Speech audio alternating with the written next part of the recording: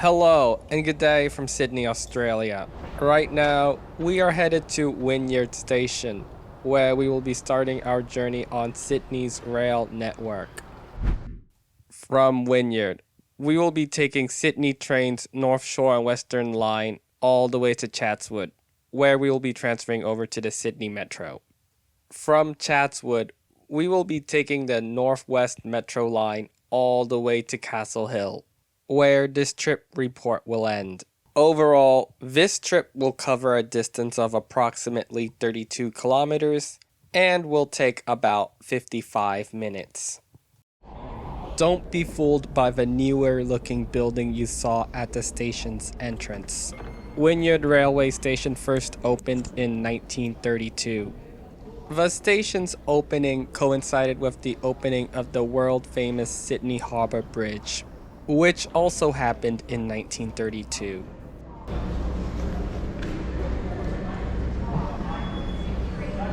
The station entrance that we entered Wynyard Station from is attached to a skyscraper known as Brookfield Place. The building was completed in 2021 and stands at a height of 133.2 meters.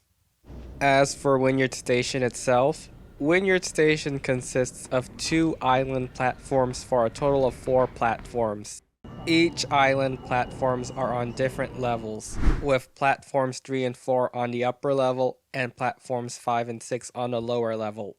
Services on platforms 3 and 4 go to or from places in Sydney's North Shore, while services on platforms 5 and 6 continue in the city circle via Circular Quay. In case you're wondering, yes, Wynyard Station used to have a platform 1 and 2. Those were tram platforms, but they went out of service during the 1950s. Then Central, Redfern, Strathfield, Lidcombe.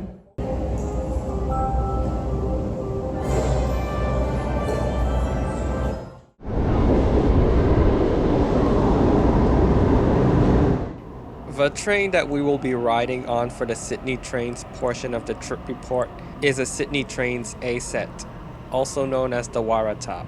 These trains were built by Downer EDI Rail and first entered service in 2011.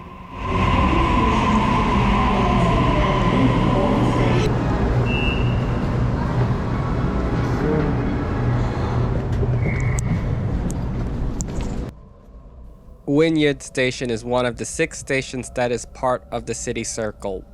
While the first stations on the city circle first opened in 1926, the line wasn't completed until 1956. From this point forward, we are no longer on the city circle, but rather on the North Shore Railway line. In case you're wondering, yes, the railway line goes on the world-famous Sydney Harbour Bridge, and yes, we are on it right now. The first station on the North Shore line after crossing the Sydney Harbour Bridge northbound is Milson's Point. While the current station opened in 1932, this is not the first ever Milson's Point station built in Sydney, as there was a station by the same name that opened in 1893.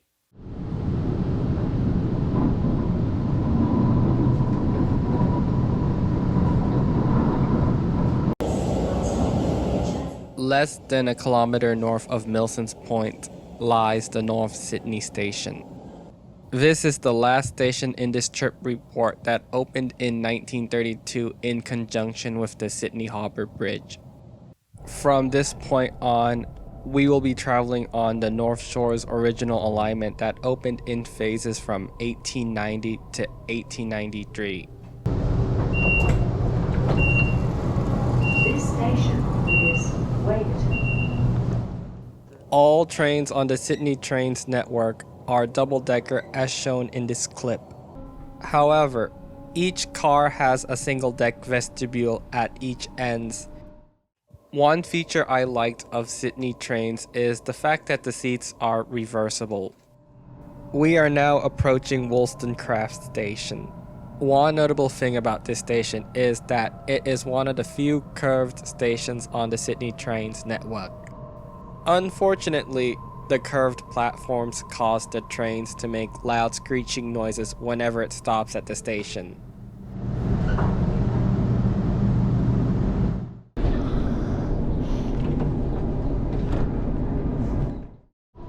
We will be getting off the Sydney train and transferring to the Sydney Metro at Chatswood Station. Due in part to its convenient location on Sydney's rail network, Chatswood is a major commercial and residential hub in Sydney's North Shore. As for Chatswood Station itself, Chatswood is one of the 2 stations on the Sydney Trains network that also serves the Sydney Metro. While Chatswood today serves as the southern terminus for the Northwest Metro line, works are underway to extend the Metro line down to Sydney CBD.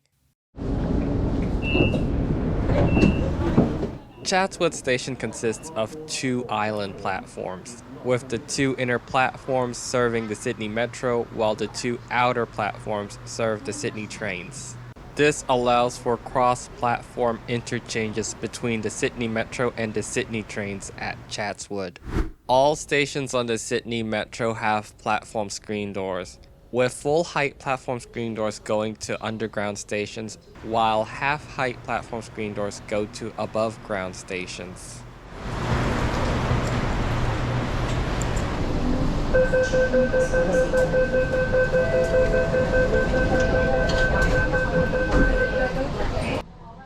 One good thing about public transport in Sydney is that the Sydney trains and the Sydney Metro are both integrated into one fare system. As for the Sydney Metro first opened in 2019, and right now there is only one line, the Metro Northwest line. The trains on the Sydney Metro are known as the Sydney Metro Metropolis stock. These are a class of electrical multiple units that were built by Alstom. The trains bear a strong resemblance to those found on the Montreal-Oiseau Express Metropolitan, with the biggest difference being that the seats are soft on the Sydney Metro. A cool thing about the Sydney Metro is that it is fully driverless. Each train on the Sydney Metro is equipped with an LCD display screen. It shows where the next station is, how far along the line are you, and what transfers are available. The upcoming station is North Ryde Station, which first opened in 2009.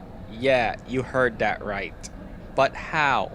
Well, the section of the Metro Northwest line from Chatswood to Epping was once part of the Sydney Trains network as the Chatswood to Epping Rail Link, which first opened back in 2009. However, it was converted to Metro standards in 2018. Stations on the former Chatswood to Epping Rail Link have only half-height platform screen doors. This is due to the fact that the stations were not designed with platform screen doors in mind.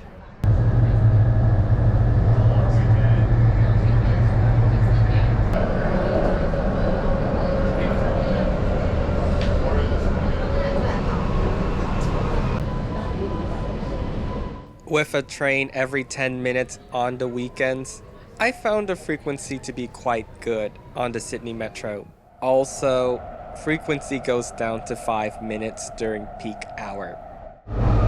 We are now approaching Epping Station, which is the last station on this trip report that was once part of the Chatswood to Epping Rail Link.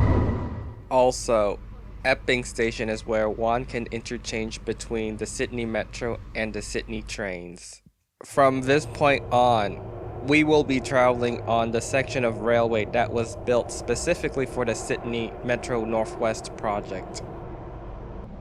The first of the newly built stations on the Sydney Metro is Cherrybrook, which serves a suburb located in the Hills district by the same name. The Sydney Metro is operated by Metro Trains Sydney, which is a joint venture between MTR Corporation, the John Holland Group, and UGL Rail. And yes, there are some influences from the Hong Kong MTR on the Sydney Metro, most notably in the door chimes.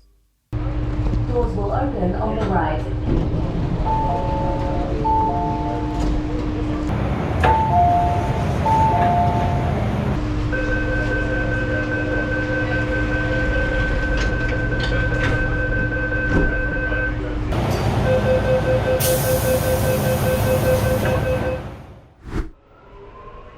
Before the opening of the Sydney Metro, the hills had been an underserved area by the Sydney public transport system, especially by rail.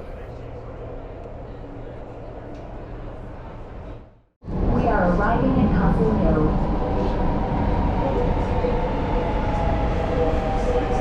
Doors will open on the right.